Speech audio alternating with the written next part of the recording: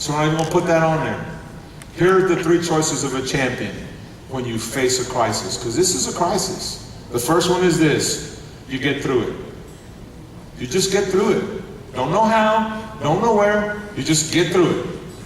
The second one is you don't want to get through it, you want to learn a very important lesson from this. Instead of just saying, Lord, help me get through this, the better champion asks and says, Lord, help me get through this and teach me something in this. What can I learn from this? There's something here you have for me. I don't know what it is. I don't know why I'm going through it, but there's something here. So teach me something in the middle of the pain. And the third one, which is the one I always try to go to, is this: Lord, help me turn this around and make this an amazing, magnificent turning point in my life. I'm going to say that again. Lord, help me to turn this into an amazing turning point in my life. Quitting isn't an option for a champion. You get through it, you learn a lesson, or you turn it around and make it into a wonderful, amazing, beautiful story that people will always follow you because you have something that they've always wanted. It's your choice. You choose that. If you feed your faith, you'll go to the third response. See, Israel has an issue. There's a giant in front of them that is too big for them. And they don't have the answer. And their champion is too scared to fight. And nobody wants to fight this giant because no one has fed their faith. Everyone is feeding their fear for 40 days, day and night, 80 times. This giant is taunting, and everyone, when they see him, is scared and running away. And in comes this 18-year-old boy who has the power of the Spirit of God upon him. And he cannot sit still and watch this happen. I want to show you this picture. And if I could have the band come up, I would appreciate it. That's what I used to look like before I got married. I'm just kidding. I wish. Oh, my wife says, I do too. Honey, don't say it. I want you to watch the picture of this individual. This individual has fed and trained his body to look like that. He doesn't just put on the uniform. He had the uniform on in his mind and in his heart way before he got to that. He put a goal and said, I will be an NFL football player. And I will be a starter. And I will be something wonderful. He already saw that happen before it happened. If you are ever going to be a champion in this world, we learned last week, make yourself available. Don't underestimate the power of God and trust your coach. Today we've learned everybody has fears. And you feed your faith. And you starve your fear. And this is the third thing every champion has to be. Truth number 3 that I want to share with you, and I want you to write it down, is this. Champions are difference makers. Champions have a way of taking that third choice. They're not just going to get through the crisis. They're not just going to maybe, hopefully, possibly learn a lesson. They're going to turn it into an amazing, magnificent moment that people will never forget. Here's what's going on. There's 2 flags. There's 2 nations. There's 2 groups of people that are in the valley waiting for a fight. One group is ready to fight. The other group is scared to death because no one is willing to step up. No one is willing to make a difference. They're too scared to even try because that giant is too big. So let's apply this to your life right now. Why are you sitting back and hoping and waiting that possibly something happens? What are you sitting back and going, oh God, get me through this. Why is this happening? That's not the mindset of a champion. Make a difference. And the only way you make a difference is by doing what a champion would do. You need to write this down. I am a difference maker. I am. And if you're not, you will be. Your mindset has to change. Hear me out on this. I'm almost done. Here's what I want you to know.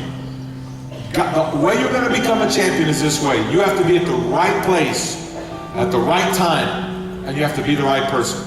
I'm going to say that again. Be in the right place, at the right time, and be the right person. Hear me. God takes care of the right place. God takes care of the right time. You must choose to be the right person. Eliab, the oldest brother of David, was at the right place at the right time, but he was the wrong person. You understand that? He was the wrong person because he was not feeding his faith. He was feeding his fear.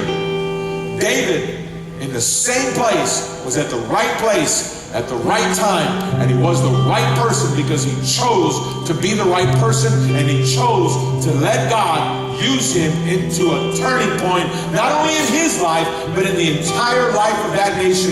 Israel is at a turning point. It is at a crux in its life where whatever it decides will determine the next 20 years of their life. And you're at a point in your life right now that whatever you decide will determine the next 20 years of your life. And if you do not feed your faith, you will starve and you will not be a champion. But if you feed your faith in Jesus Christ, you're more than champions through Christ. There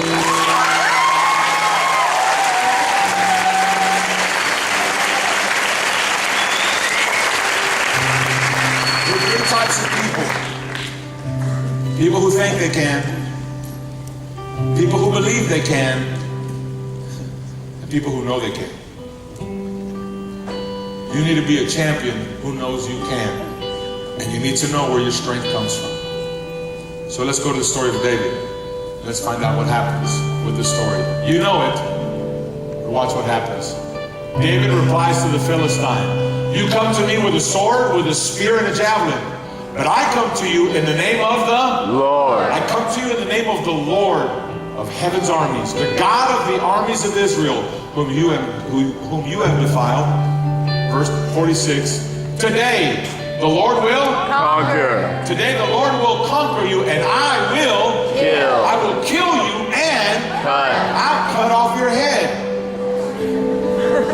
He's talking a little noise there, isn't he? Why is that going on? Here's why. He knows. Listen, he knows this is the right place. And this is the right time. He is the right person. That's beautiful. That is so beautiful. So, I'm not done with it. Hear me out.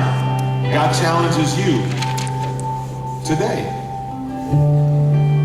You become the right person, and God says, I'll put you at the right place, and I'll put you at the right time. But if you don't become the right person, someone else will do what you were supposed to do. Watch what happens. And then I will give the dead bodies of your men. He goes off to his men. Now, I'm not going to kill you, but everyone else, they're going to die too. That's a short version. And the birds and the wild animals, and the whole world will know that there is a God in Israel. Watch what happens in verse 47.